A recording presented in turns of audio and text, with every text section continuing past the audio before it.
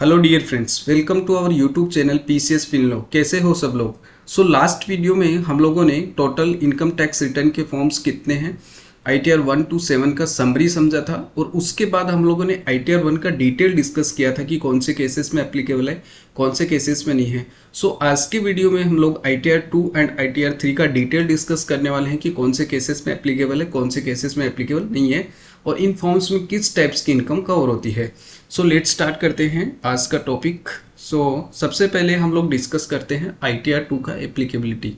ITR 2 applicable है for individuals जो not eligible for ITR 1। ऐसे इंडिविजुअल्स लोग जो आईटीआर 1 के लिए एलिजिबल नहीं है, एंड एचयूएफ।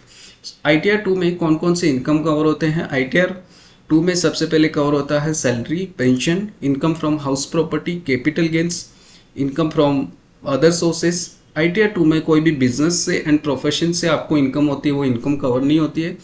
अगर आपको बिजनेस एंड प्रोफेशन से इनकम होती है तो आपको आईटीआर 3 फॉर्म और या 4 फाइल करना रहता है। कौन कौन से केसेस में इंडिविजुअल्स आईटीआर 1 के लिए एलिजिबल नहीं है, इसके कुछ एग्जांपल्स आपको मैं समझाता हूँ।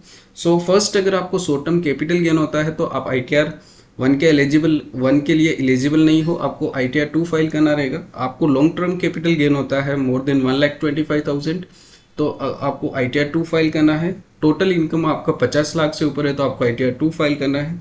More than 1 rented house property है तो आपको आईटीआर 2 फाइल करना है। ऐसे कुछ केसेस मैंने बताए हैं, तो आपको ये केसेस में आप आईटीआर 1 के लिए एलिजिबल नहीं हो, आपको आईटीआर 2 फाइल करना है। अभी हम लोग आईटीआर 3 का डिटेल डिस्कस करते हैं।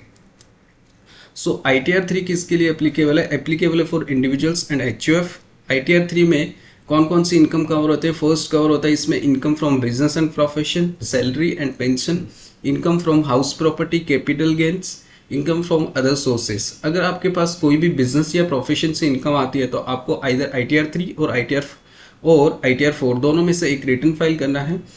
आईटीआर 4 आप प्रेजेंटिव बेसिस पे जाते हो तो फाइल करना है, अगर आप नॉर्मल केसेस में जाते हो तो आपको आईटीआर 3 फाइल करना है।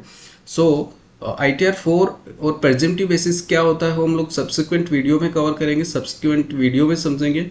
फॉर मोर वीडियोज सब्सक्राइब और यूट्यूब चैनल पीसीएस फिनलो। Thank you guys. If you found this video useful, please like the video, share it with others, and subscribe to PCS FinLaw for more finance updates.